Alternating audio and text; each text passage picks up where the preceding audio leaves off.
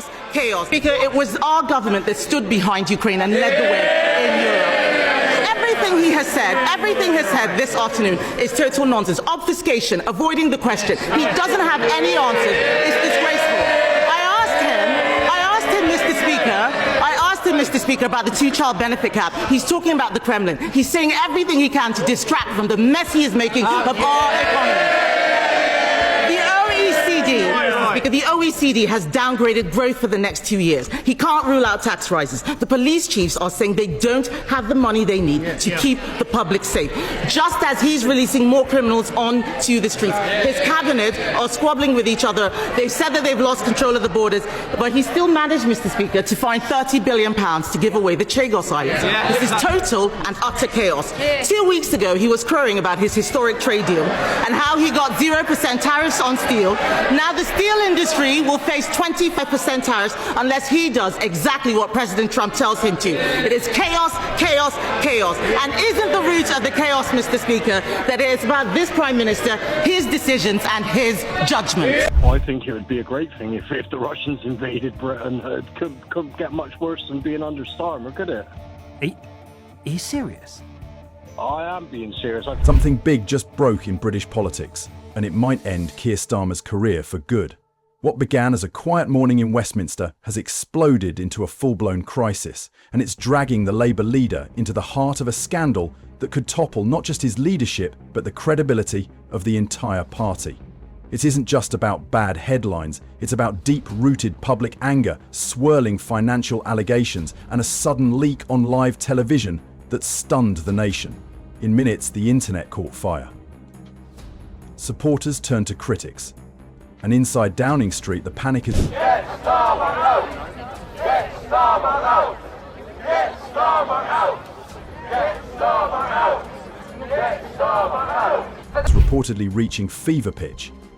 The events unfolding right now could reshape the next election, redefine Labour's future and force a national reckoning on what transparency and leadership really means. And if you thought this was just another political hiccup, think again. What's coming next may be the biggest reckoning British politics has seen in over a decade. Just when the Labour Party thought it could control the message, a hidden detail surfaced, and it struck right at the heart of the party's image. Investigators uncovered that the largest donation Labour has received this year didn't come from unions or grassroots supporters. It came from a hedge fund tucked away in the Cayman Islands. Hedge fund has True democracy is citizen-led. Politics needs an update. We demand a people's house. We demand a people's house. We are in crisis. We are in crisis. Our whole future is deafening. Financial stakes in industries Labour once vowed to hold accountable. Fossil fuels, arms manufacturing, and private healthcare.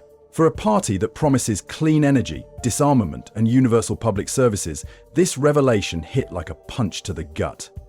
Labour didn't just take a donation, but they accepted £4 million sterling, 0 pence, from a financial institution registered in a tax haven.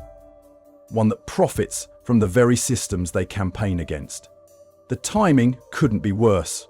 Starmer has been making loud promises about integrity, fairness, and restoring faith in British politics. But with this donation out in the open, many voters now wonder, was it all just performance?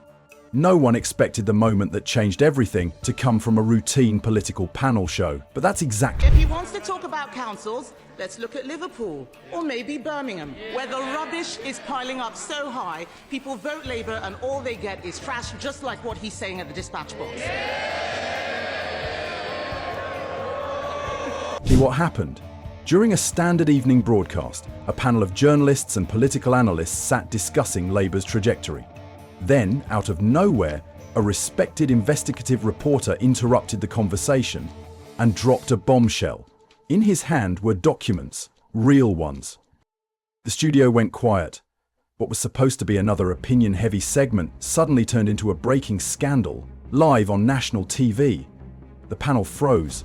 Viewers watched in disbelief. Even the presenter was visibly thrown off as the documents were read aloud. Misses, transactions, dates. Each detail suggested a deeper entanglement between Starmer and powerful private interests. The footage spread instantly. Within the hour, it had made its way across every major news outlet and social media platform, igniting a firestorm no one could put out. The internet didn't just react, it exploded. Within minutes, Twitter and TikTok were flooded with Starmergate posts, angry comments and viral memes mocking Labour's collapse. Influencers broke down the scandal, politicians scrambled, and public trust, already hanging by a thread, took another hit. Polls began to shift, and one question echoed everywhere: how much longer can Starmer hold on? Starmer rushed into a press conference, hoping to contain the fallout, but instead of clarity, he delivered flat denials. And it didn't land. The public wasn't buying it, and neither were key figures inside Labour. Behind closed doors, the party was cracking. Some called for unity, others quietly plotted his exit. Trust was fading fast. Meanwhile, the Conservatives pounced.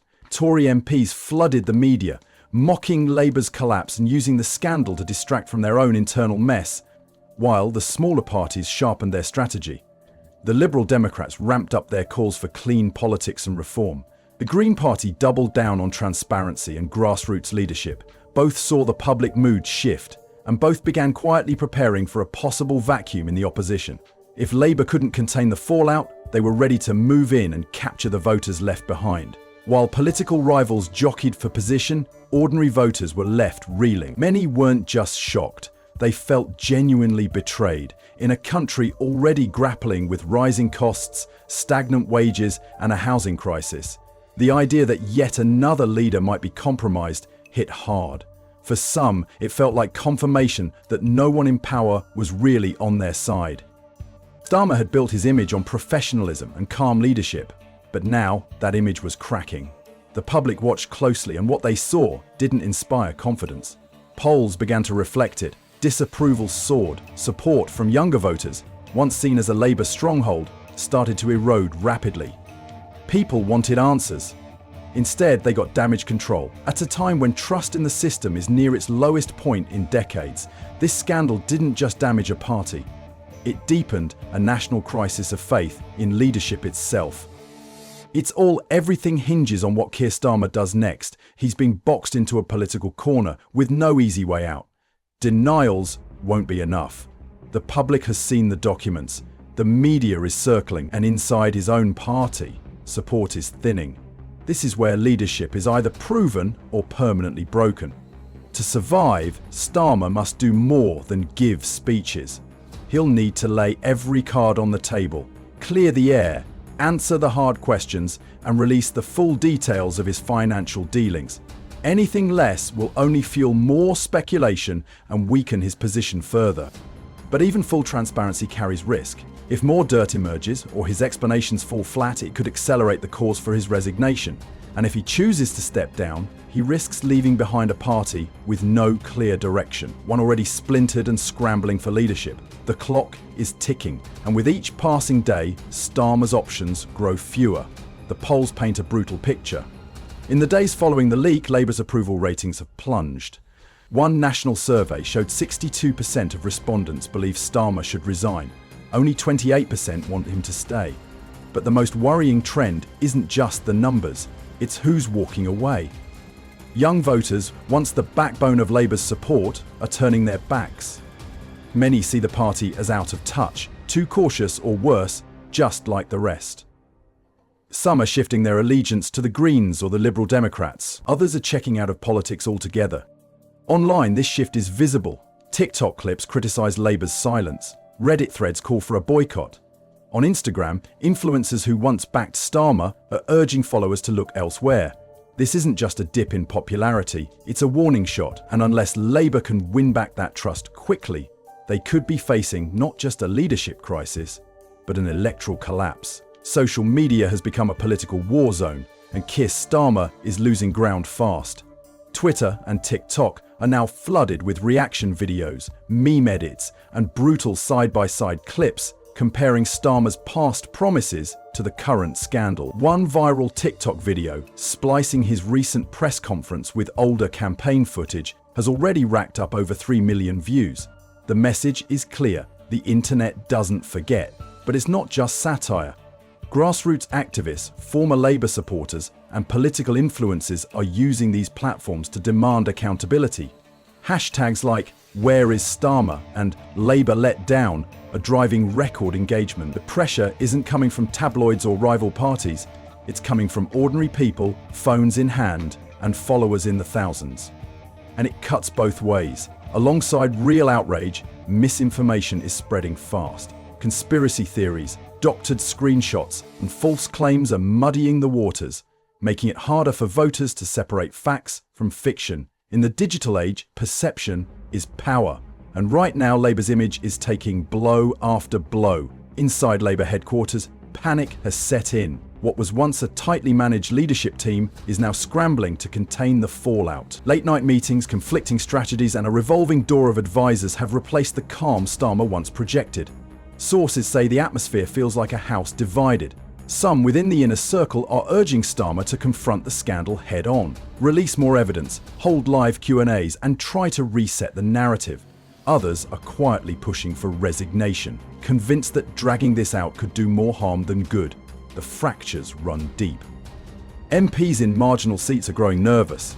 Backbenchers are whispering about succession, and party strategists are now juggling two impossible tasks: saving a sinking ship while preparing for a potential leadership contest. The lack of unity is bleeding into the public view. For voters already on edge, Labour now looks rudderless. And in politics, perception often matters more than reality. Keir Starmer is staring down the biggest decision of his political life: stay and fight, or walk away. If he digs in, he'll need to do more than defend himself. He'll have to deliver real answers, release hard evidence, and survive a level of public scrutiny few leaders could withstand. And even then, the risk remains. One misstep, one new leak, and the pressure could become unbearable. On the other hand, stepping down would be explosive.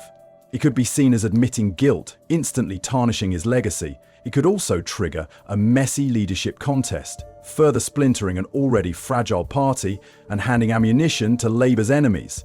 Either way, the stakes are enormous. There's no script for this, no easy escape. Starmer's next move could reshape the Labour Party's future, or send it spiralling further into chaos. Keir Starmer is staring down the biggest decision of his political life: stay and fight, or walk away. If he digs in, he'll need to do more than defend himself.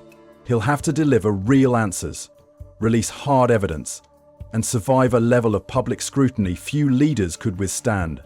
And even then, the risk remains. One misstep, one new leak, and the pressure could become unbearable. On the other hand, stepping down would be explosive. It could be seen as admitting guilt, instantly tarnishing his legacy. It could also trigger a messy leadership contest, further splintering an already fragile party and handing ammunition to Labour's enemies. Either way, the stakes are enormous. There's no script for this, no easy escape. Starmer's next move could reshape the Labour Party's future, or send it spiralling further into chaos. This isn't just the end of a news cycle. It could be the defining moment of Keir Starmer's leadership. His legacy now hangs in the balance, not for his policies or speeches, but for how he navigates this crisis. What he chooses in the coming days will either restore a measure of credibility or confirm the public's worst suspicions. For Labour, the path forward is equally uncertain. Does the party double down and back their leader?